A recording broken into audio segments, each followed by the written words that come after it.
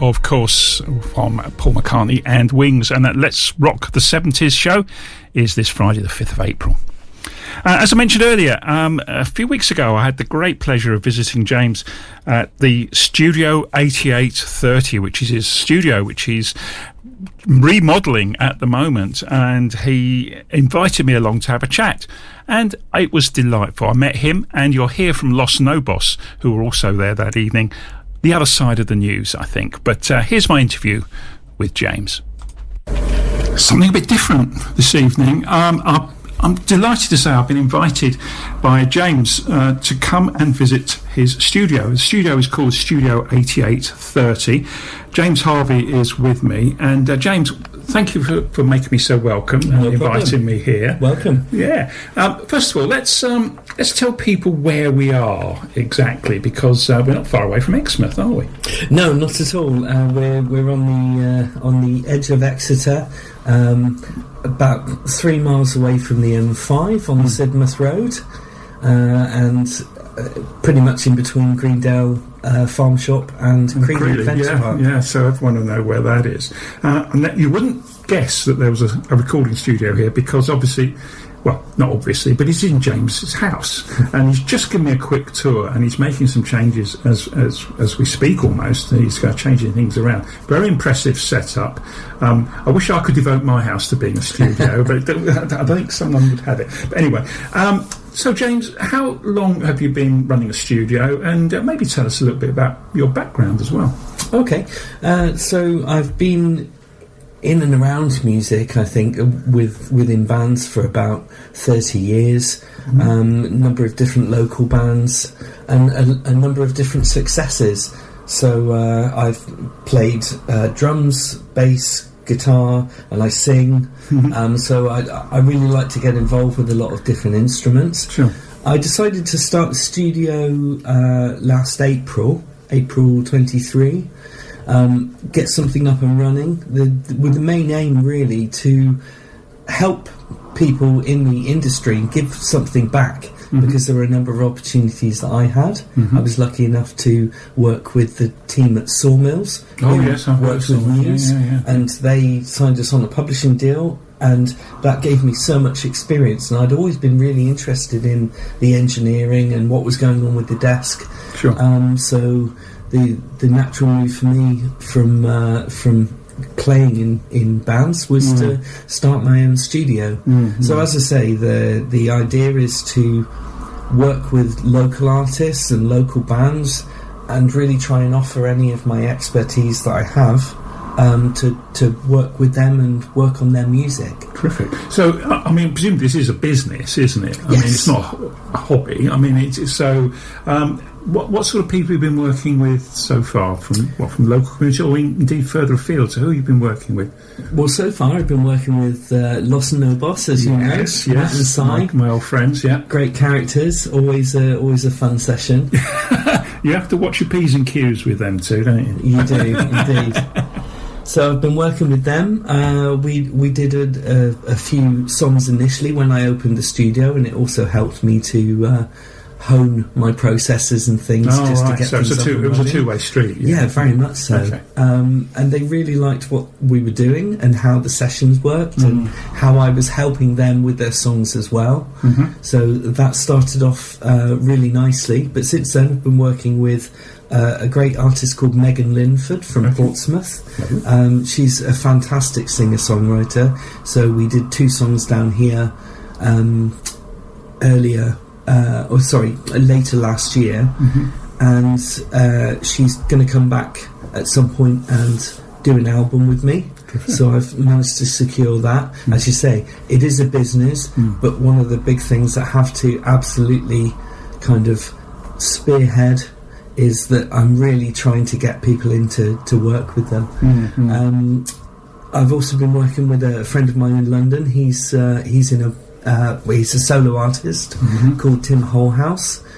He's been doing albums and touring for the last 18 years, but he decided to do an album with me in my studio. So we've been working on those 7 songs for that album, and he's been bringing other bandmates down here. Okay. And we've been trying to spread the word as well about the studio. Terrific. Well, let's hope this helps. Yes. I'd love to. As an aside, it'd be lovely to come back when some of these artists are here as well in the future to just talk to them and see how things are developed. So Absolutely. that's really, really exciting. Well, that's the idea, isn't it? If we can all help each other, Sure. it's, I've been talking to local businesses and I'm going to try and reach out to bed and breakfasts and people like that and see if I can get them on board and get people down from further afield, to stay, because it's not easy. I mean, there are a whole load of local artists, aren't there? That we've got a terrific music scene. I mean, I've been doing the gig guide now for about 10 years, and I can't believe over the years how many great singer-songwriters just locally, people Absolutely. who can sing and play really, really brilliantly.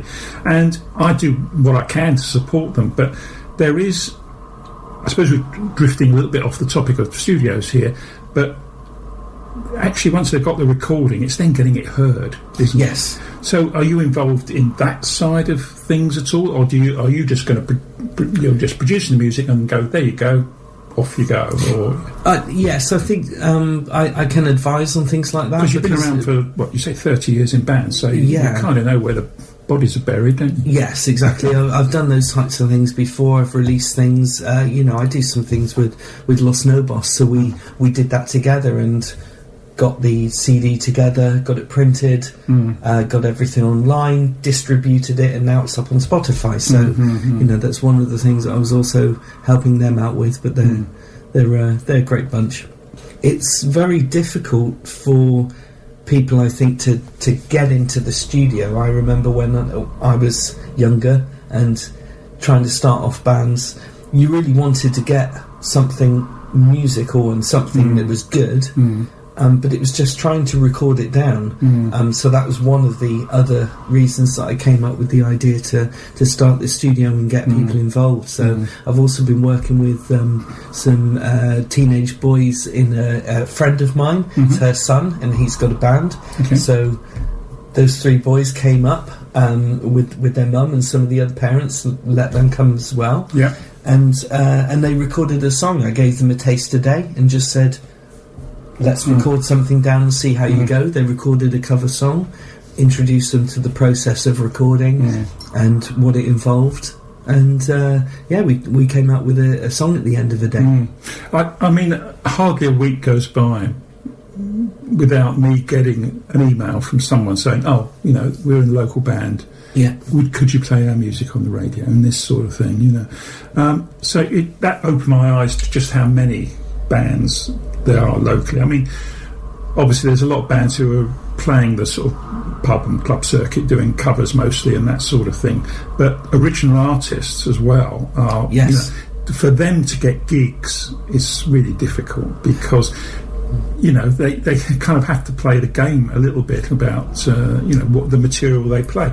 It's so tough now. I mean, again, I've talked to lots of artists, and obviously I've become aware, just myself anyway, that it's easier now to get your music out there. It is. There's no gatekeepers really anymore with record companies. I mean, they still exist, but they're not the gatekeepers, the A&R men that you used to have years and years ago. No. But then there's so much being released. So you've got this huge amount. I don't know I did read somewhere how many hundreds of thousands of tracks are uploaded to Spotify every day or something. Exactly. It's frightening. And everything needs to now be accompanied by some kind of video or visual to go with it. Because if you don't do so much more around the song, it doesn't get up further up the algorithms, and then it can't get to the people who need to hear it. Sure. So it's a very difficult thing. And just going back to why I started the studio as well, one of the other reasons was because there are many studios in Exeter and the surrounding areas. Yes, there are. But what is it that I can offer that's different? So for example, with my friend Tim Holhouse, I've actually co-produced the album with him because he's more than capable of recording a demo or even an album in his home studio. We'll come to that in a minute. People can do those things, but what I was able to offer him was this outside perspective where he could focus on just being a the producer, artist, in other words. yeah, and help produce his next album. I tell you what, it'd be nice to play some music. Yes. Okay. Let's play "Late Night Walking" by Megan Linford. Okay, "Late Night Walking" by Megan Linford. Let's enjoy this. This programme is brought to you in association with Michael Clark Limited, your local reliable prompt plumbing, gas and electrical engineers. Call Exmouth 274 237.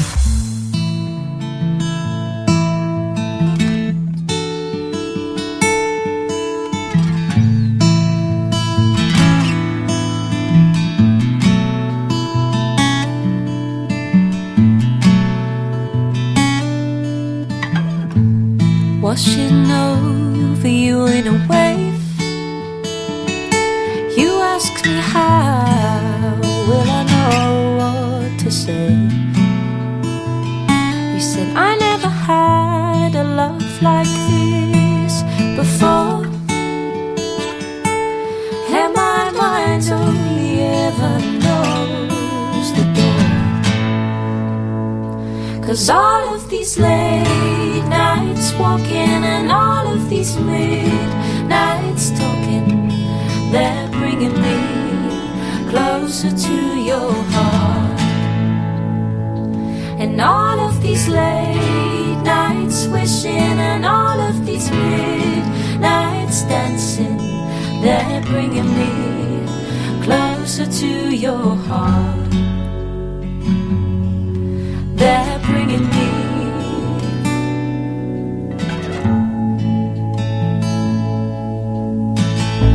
I watched you fall for the wrong man, oh, time and time and time again.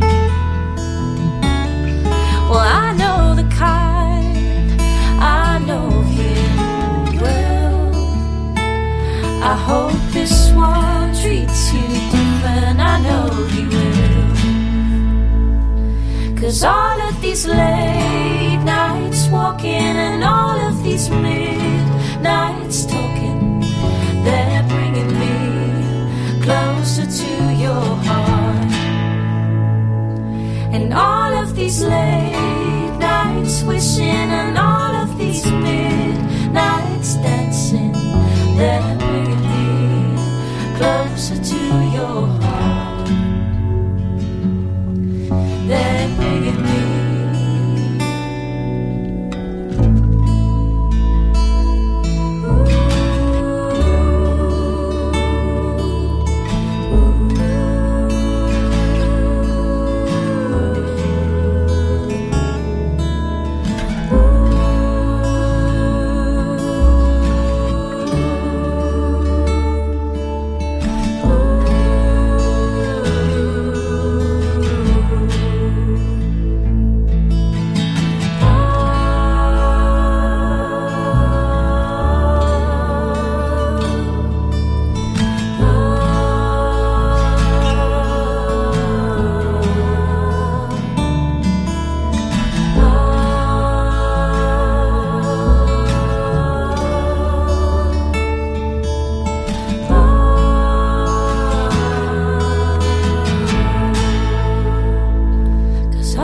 These late nights walking and all of these midnights talking, oh, they're bringing me closer to your heart.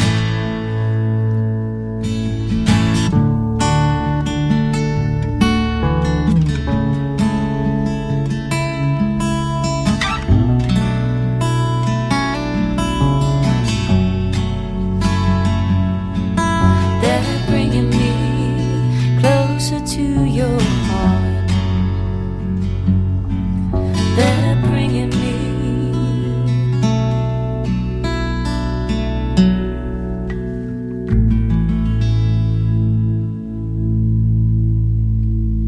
Right, that was Megan Linford with what was track again? Late Night Walking. Late Night Walking, and I hope you enjoyed that.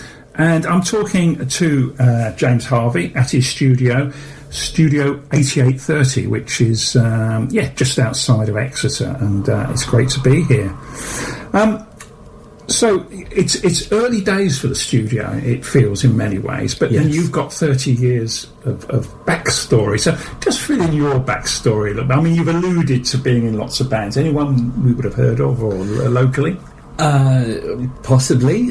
Some of the listeners may have heard of us, but so the first proper band I was in was called Kendall, and that was 10 years in the making, and we played lots and lots of gigs up and down the country, and that's what got us the production deal. But I was also working with a number of other friends in bands, Leo Collett from Console, and Leo Collett and Jude Collett in Rib.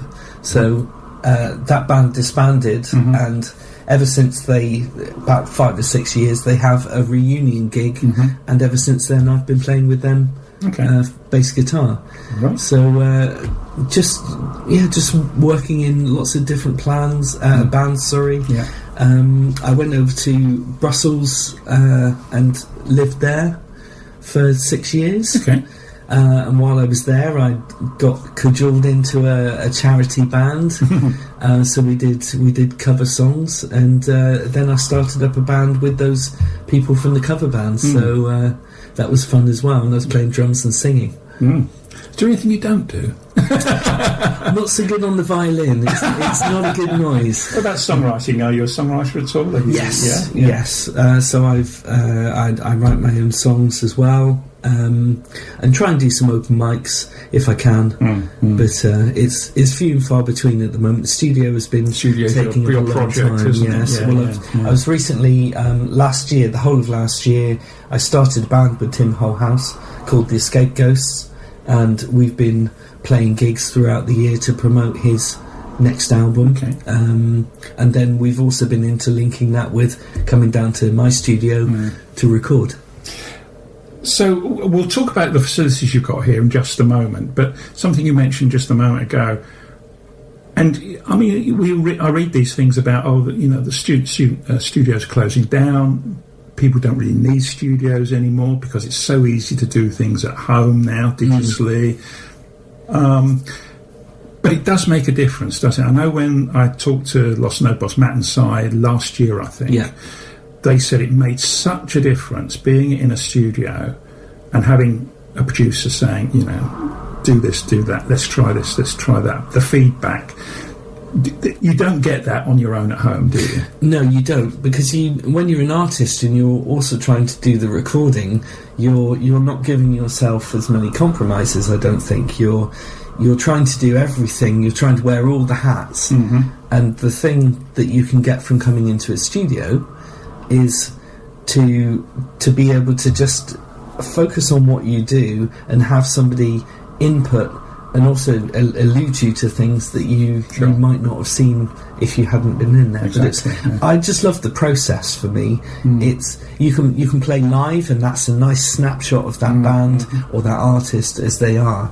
But when you're in the studio, you have the time, and I like to take the time because it's always about money for studios, as you say. But I'm trying to focus on getting somebody in, making them feel comfortable, making it a nice place to be, and actually giving them the time to do what they do. That gives them, as you say, the time and the space and to layer things up just as well. To be more relaxed and just do what they do. Yes. Yeah, exactly. Yes.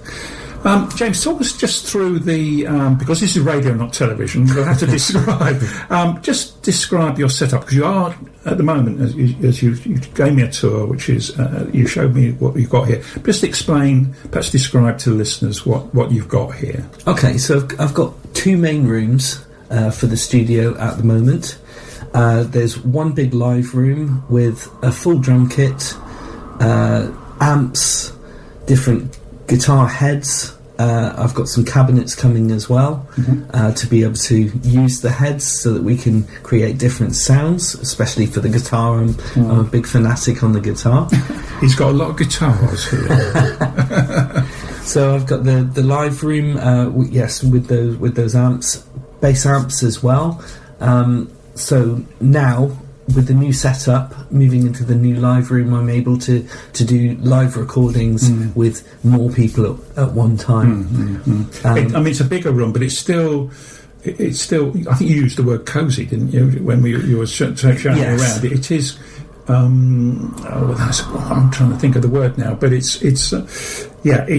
feels comfortable. It's not a vast, spacious room where people can get lost. You can feel at home in there, I think. Yes, it's got to be a nice atmosphere for you to be able to work. And I think it is very close to the road, but with the sound absorption that I suspect we're sat in James's kitchen actually, as we do. We're not sat in the studio, and you're very close to the 83052, so the traffic is going past. You're probably hearing that on this recording, but anyway, sorry, James, carry on. That's okay, but it's important that people feel that good atmosphere and that good feeling from being in the studio, being comfortable. And then you've got I think you described your control room upstairs, which was the old live room, but that's got the mixing desk, and you tell me what else is up there.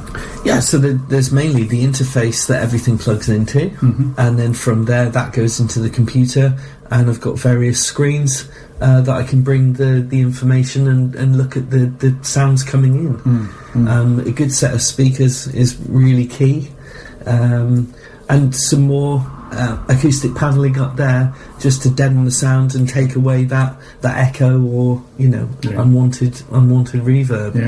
But also a nice sofa to sit on and a fridge if it's hot.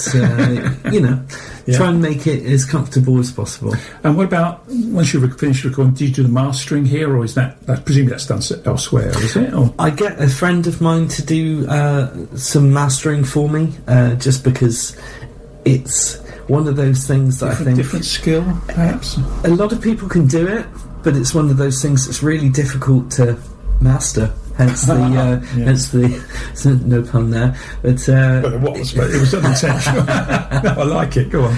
It's like a dark art. It's just one of those things that it's the process at the end. Once everybody's recorded, you've got the good recording, you've done all the mixing, and you've done all the processing that you need to do. Here, obviously, and then the mastering is just going to blend all of that together into what you hear on the radio, and that's why we Lost No Boss and I got the Not Listening track together, mastered it for streaming, and then got it over to you to have a listen.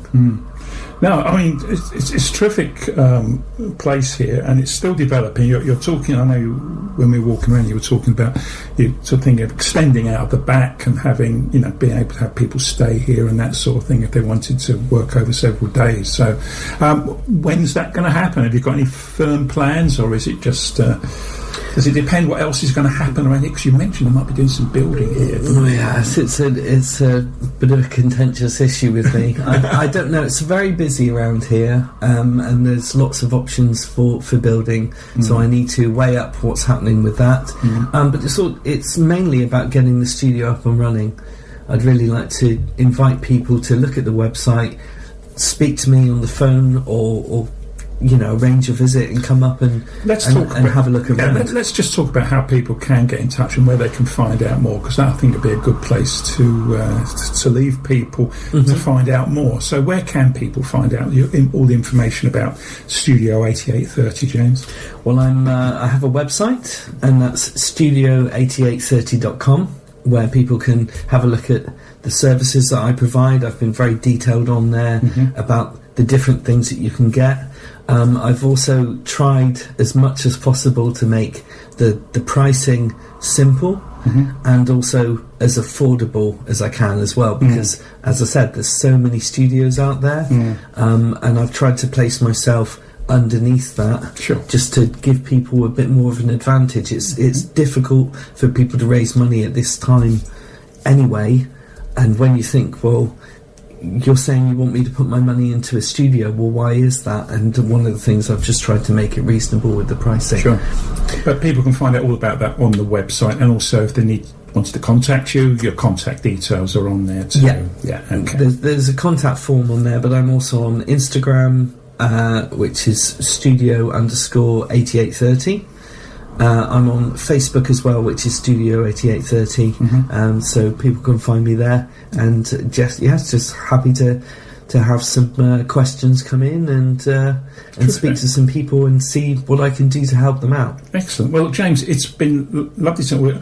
later on, Lost No Boss are arriving, so trouble will probably start when they arrive. But they're going to be doing some recording, and I'm going to be interviewing with them as well and having another chat with them. They've been my guest in my studio at DevonAir Radio now, but they've been with me a few times over the years, and I'll be looking forward to seeing them later and chatting to them. But for now, James, thanks ever so much. Thank you very much. DevonAir.